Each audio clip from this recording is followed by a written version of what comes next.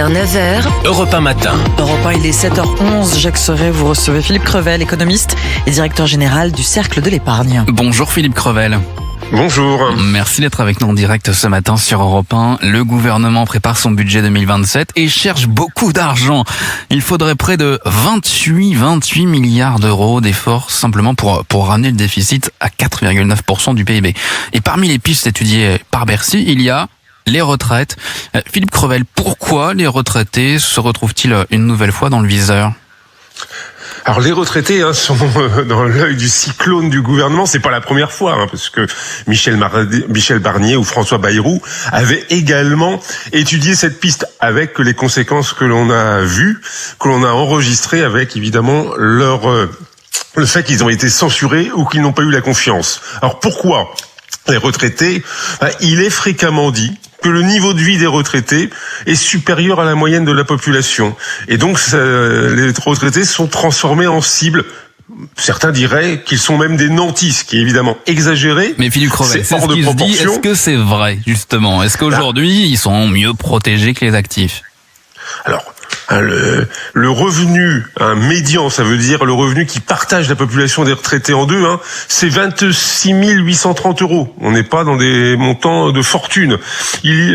Si on regarde par rapport à l'ensemble de la population, les retraités gagnent moins, sauf si on prend en compte le fait qu'ils sont propriétaires. 75% des retraités sont propriétaires de leur résidence principale. Et là, si on prend en compte donc le fait qu'ils sont propriétaires de leur résidence principale, ils gagnent 1 point de plus que la moyenne de la population.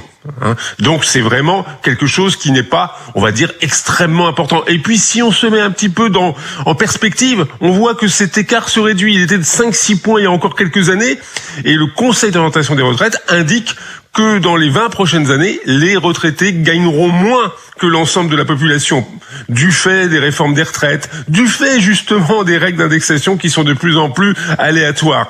Donc, je dirais que les retraités sont loin d'être les nantis que certains prétendent. Alors, c'est-à-dire, vous, votre regard d'économiste, c'est-à-dire que vous n'iriez pas chercher de l'argent dans les poches des retraités pour faire des économies ? Nous avons un problème de déficit public, tout le monde le sait. Nous avons une dette qui est de 3 500 milliards d'euros. Que nous soyons, à un moment ou à un autre, tous concernés par la réduction du déficit, oui. Est-ce qu'il faut pointer du doigt une partie de la population ?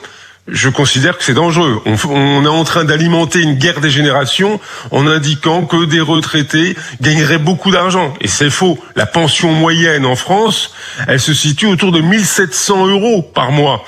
Il n'y a que 30% des retraités qui ont des revenus qui sont supérieurs à 3 000 euros. Donc, mais justement, on n'est pas évidemment dans des états de fortune extrêmement importants. Ce sont justement ces retraités dits aisés qui sont dans l'œil du cyclone. On ne parle pas de la moyenne de l'ensemble des retraités. Alors le gouvernement étudierait, je dis vraiment au conditionnel parce que je pense pas que cette mesure puisse passer au Parlement du fait qu'aucun groupe parlementaire à quelques mois de l'élection présidentielle voudra endosser une telle mesure.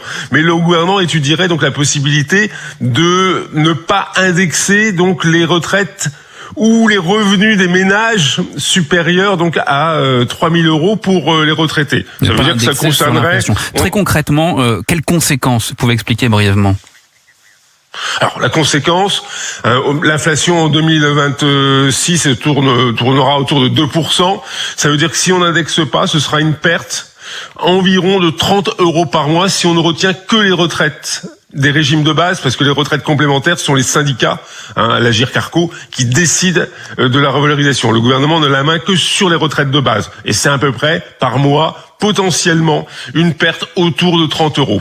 Et cette perte de 30 euros, pour vous, en tant qu'économiste, c'est pas justifié dans le contexte actuel. Je ne dirais pas que ce n'est pas justifié. Je considère que c'est l'ensemble de la population qui doit faire des efforts pour réduire le déficit et pas forcément cibler telle ou telle catégorie, parce que les retraités, ils ont donc des pensions qui sont fonction de travail passé et ils ne sont pas, c'est pas à 3 000 euros, on est, on va dire, parmi les riches. Donc c'est pour ça que ça me gêne un petit peu qu'on pointe du doigt. Et puis, bon, globalement, les économies, certes, ne sont pas négligeables. C'est à peu près 1,5 milliard d'économies si on n'indexe pas les pensions au-delà de 3 000 euros. Et puis, on a oublié de dire que ce sera très compliqué à mettre en place. Parce qu'il va falloir, on parle de ménage, donc il va falloir agglomérer des revenus. Il va falloir donc matcher avec les services fiscaux.